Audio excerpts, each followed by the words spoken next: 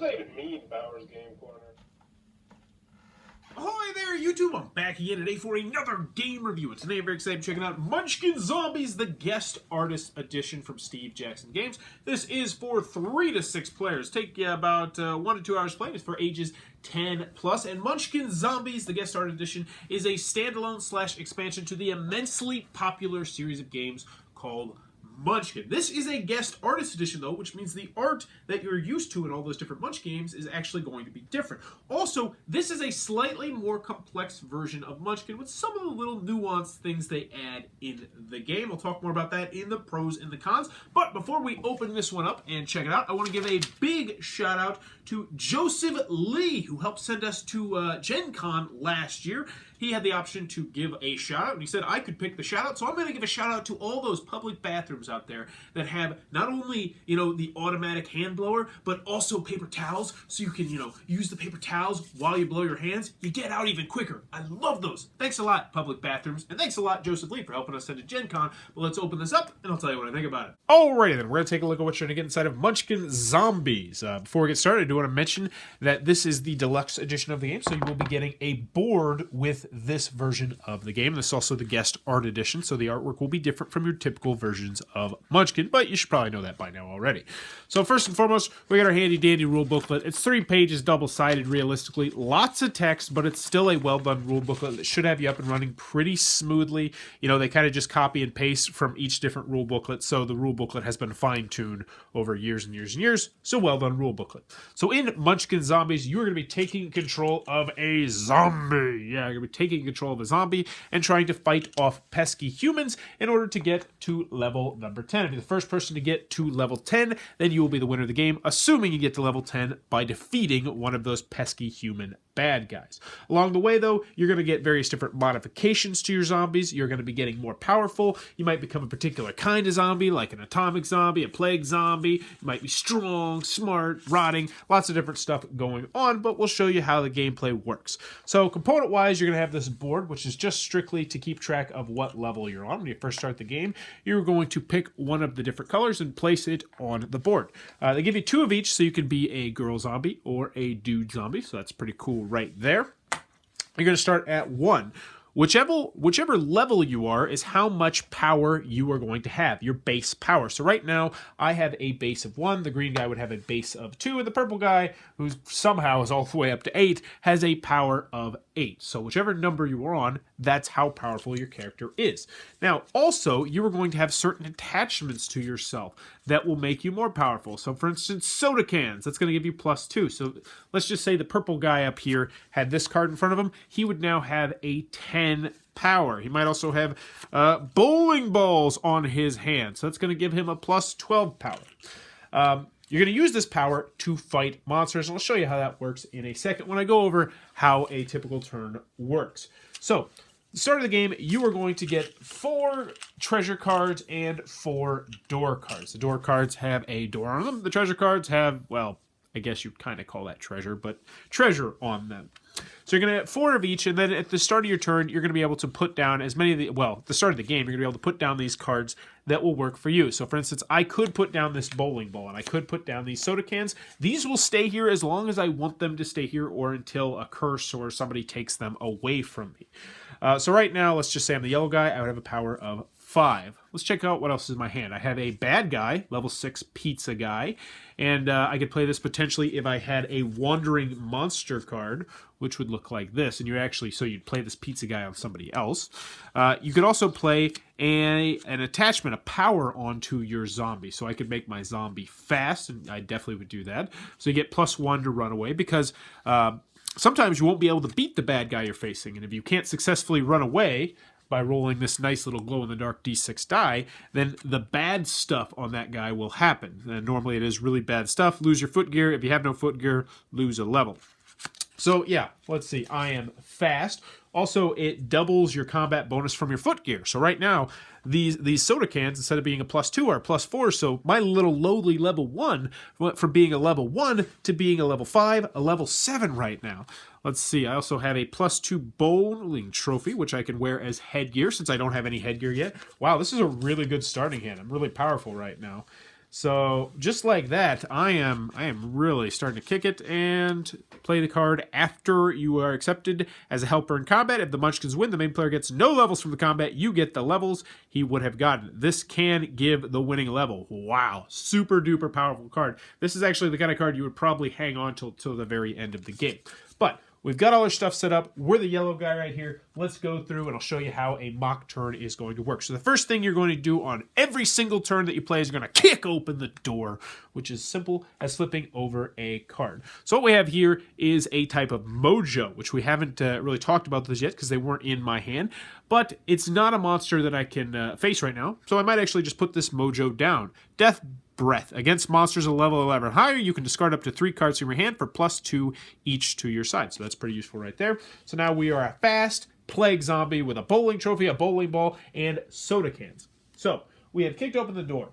Normally, sometimes what will happen is you'll get a monster when you kick open the door. If that's the case, then you have to face the monster. If it's a curse, then you get cursed. If it's anything else, you get to put it into your hand.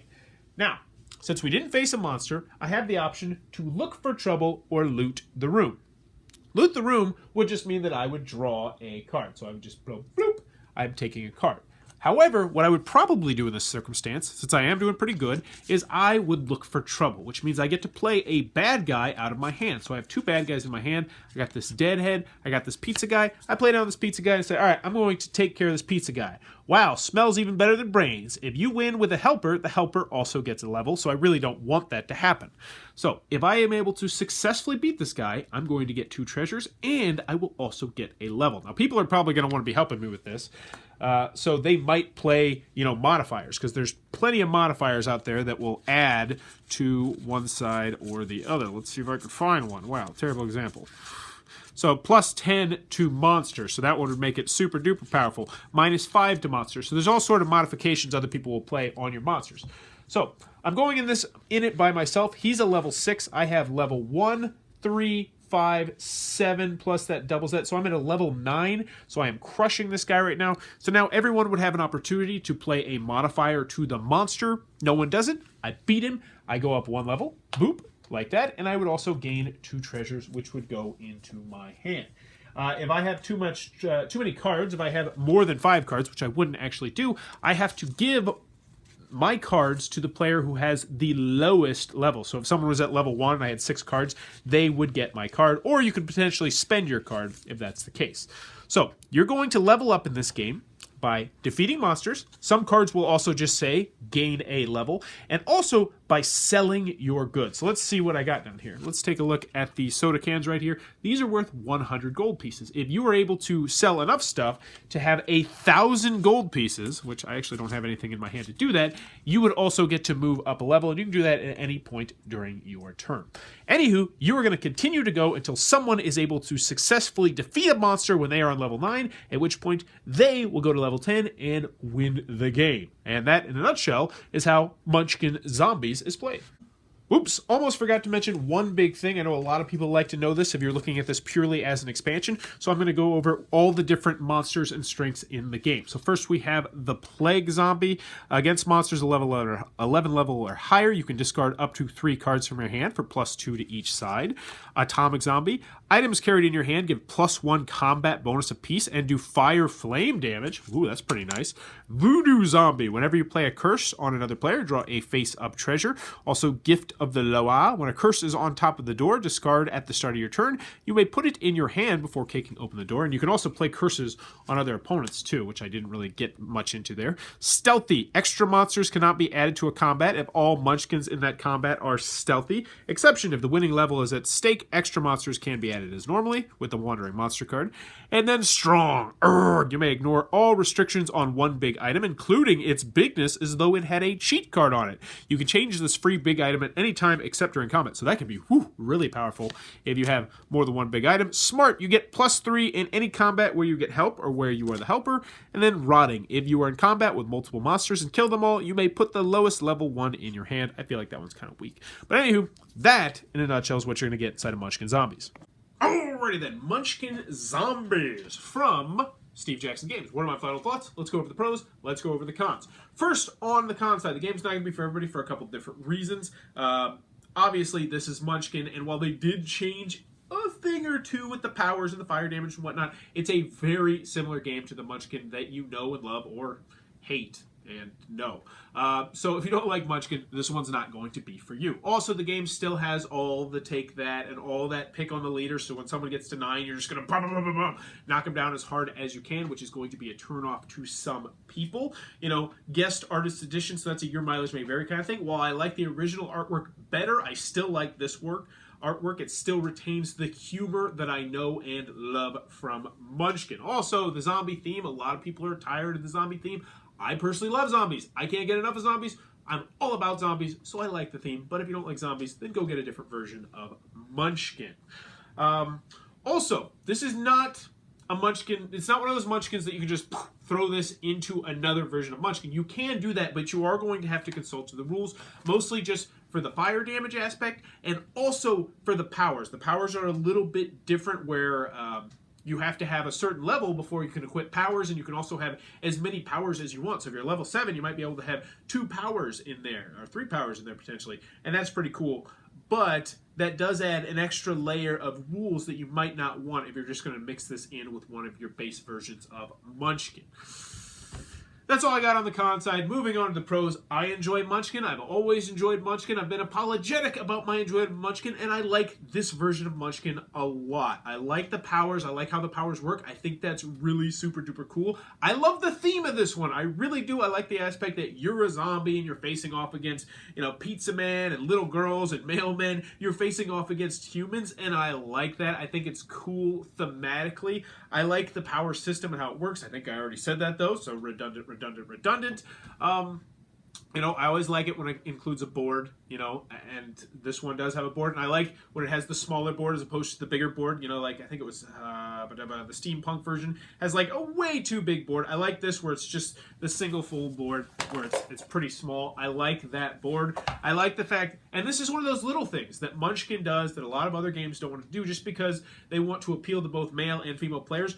And also because in this game you can go from being a man to a woman, but you can play as both a girl or a boy zombie in the game, and they include enough components to do that, which is just an added nice little touch that I like. Component-wise, very nice components. I like the dice. Little stands are just fine. They're going to go in there smoothly. The cards, perfectly serviceable. They're Munchkin cards. I like the artwork. And overall, if you like Munchkin Zombies and you're looking for just a little bit more than your typical Munchkin, then be sure to check this one out. Munchkin Zombies, the Guest Artist Edition, yet another solid version of Munchkin that I can recommend if you like Munchkin. If you enjoyed this video, please be sure to click on that subscribe button down below in the comments below. Let me know, what is your favorite zombie-related thing? For me personally, it's got to be The Walking Dead, actually the comic book. I'm not much of a graphic novel kind of guy, but my buddy got me into The Walking Dead comics, and I really, really enjoyed them. And it's also kind of cool watching the show and seeing how it differs here and there. But let me know in the comments below, what is your favorite zombie thing? And as always, thanks for your time, YouTube.